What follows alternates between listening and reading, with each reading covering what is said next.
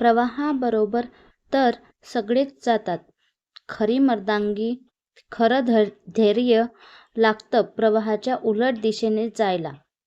नेमकं हेच मला ट्रॅफिक हवालदाराला सांगायचं होतं, पण एड्याने पावती फाडली.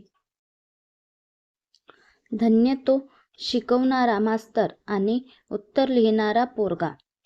संस्कृतचे शिक्षक. तमसो मा ज्योतिर्गमया. या ओळीचा अर्थ काय?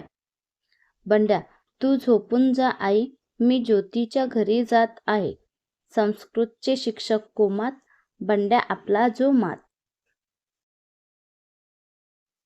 गुरुजी, अकबरचा जन्म आणि मृत्यू कधी झाला?